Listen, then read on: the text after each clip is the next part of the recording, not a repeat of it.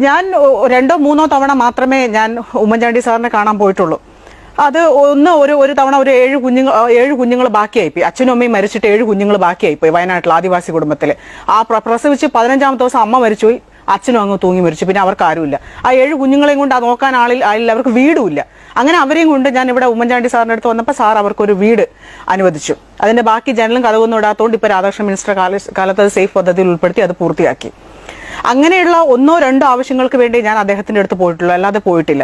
പക്ഷേ ഞങ്ങളുടെ ആൾക്കാർ 6 മാസം സെക്രട്ടേറിയറ്റിന് മുമ്പിൽ ഭൂമിക്ക് വേണ്ടി നിന്നു. ആദിവാസികൾ, കേരളത്തിലെ ആദിവാസികൾ 6 മാസം സെക്രട്ടേറിയറ്റിന് മുമ്പിൽ വെള്ളം മാത്രം കുടിച്ച് 6 മാസം നിന്നു.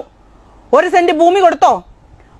മുഖ്യമന്ത്രിയും ചീഫ് സെക്രട്ടറിയും വകുപ്പ് മന്ത്രിയും പ്രിൻസിപ്പൽ സെക്രട്ടറിമാരൊക്കെ വലിയൊരു കമ്മിറ്റി ഉണ്ടാക്കി 10 വട്ടം ആദിവാസികളെ നടത്തിച്ചതല്ലാതെ 1 സെന്റ് ഭൂമി അവർക്ക് കൊടുക്കാൻ പറ്റിയോ?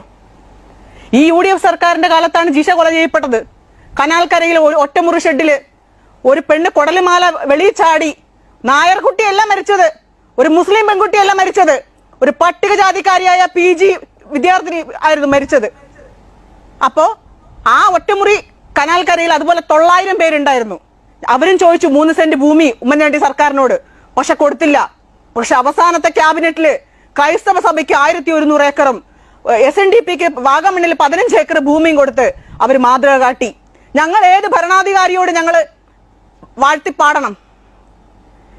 ഞങ്ങൾ ഏത് ഭരണാധികാരിയെ ഞങ്ങൾ വാഴ്ത്തിപ്പാടണം? ഒരു പെണ്ണ്, ഒരു ആദിവാസി സ്ത്രീ, കാസർഗോഡുള്ള 26 വയസ്സേ അവൾക്കുള്ളൂ, 2 പൊടി കുഞ്ഞുങ്ങളുണ്ട്. ലിവർ ട്രാൻസ്പ്ലാന്റേഷൻ വേണം. നീര് വെച്ച് 6 മാസം അവളുടെ ആങ്ങളെയും ഞാനും കൂടെ ആ സെക്രട്ടേറിയറ്റിലും നിയമസഭയിലും കയറി ഇറങ്ങി നടന്നു ആ ലിവർ ട്രാൻസ്പ്ലാന്റേഷൻ നടത്താനായിട്ട്. അവൾ അവസാനം മരിച്ചുപോയി 6 മാസത്തിന്റെ അപ്പുറം. നേരെ മറിച്ച് ഒരു ഉപകാരം LDF സർക്കാർ ചെയ്തു. ഇതേപോലെ ഒരു ലിവർ ട്രാൻസ്പ്ലാന്റേഷൻ ശൈലജ ടീച്ചറുടെ കാലത്ത് വന്നപ്പോൾ 3 ദിവസം കൊണ്ട് അവർ മെഡിക്കൽ ബോർഡ് കൂടി ഞങ്ങൾക്ക് 25 ലക്ഷം റുപ്യ കൊടുത്ത് ആ കുഞ്ഞിന്റെ സർജറി എടുത്തു. അത്രയും ക്രിട്ടിക്കൽ സ്റ്റേജ് ആയിരുന്നു. ഞങ്ങൾ ഏത് ഭരണാധികാരിയോട് ഞങ്ങൾ നീതി പുലർത്തണം? നിങ്ങൾ പറ, ആര് കൊട്ടിപ്പാടും? അതൊന്നും നിങ്ങൾ ഈ പൊതുസമൂഹം, ഉമ്മൻചാണ്ടി മരിച്ചപ്പോൾ എല്ലാ പൊതുസമൂഹവും അദ്ദേഹത്തിന്റെ പുറകെ പോയി. അവർക്കെല്ലാം അദ്ദേഹം ഉപകാരിയായിരുന്നു.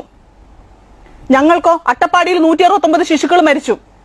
അവരുടെ 12,000 ഏക്കർ ഭൂമി തിരിച്ചു പിടിക്കാൻ 2012-ലാണ് ഹൈക്കോടതി ഉത്തരവിട്ടത്. 1 സെന്റ് ഭൂമി അന്നും ഇന്നും തിരിച്ചു പിടിച്ചിട്ടില്ല. ഞങ്ങൾ ഈ ഇരുട്ടത്ത് തന്നെയാണുള്ളത്. UDF സർക്കാരിന്റെ കാലത്താണ് 3000 പേര് വ്യാജ ജാതി സർട്ടിഫിക്കറ്റ് വെച്ചിട്ട് കേരള ഗവൺമെന്റിലും ജോലി ചെയ്യുന്നു, സഹകരണ മേഖലയിലടക്കം ജോലി ചെയ്യുന്നു കിർത്താഡ്സിലെ വിജിലൻസ് കണ്ടെത്തിയത്. ആ 3000 പേരുടെ ലിസ്റ്റ് കിർത്താഡ്സിലുണ്ട്. അത് അവരെ പ്രൊട്ടക്ട് ചെയ്തു. ഞങ്ങൾ എന്ത് ആവശ്യപ്പെട്ടാലും ഞങ്ങൾ ഇങ്ങനെ കേണുകൊണ്ടേയിരിക്കണം. ഈ ഒരു സമൂഹത്തിൽ നിന്ന് അങ്ങനെ വാഴ്ത്തിപ്പാടൽ ആരും പ്രതീക്ഷിക്കേണ്ട.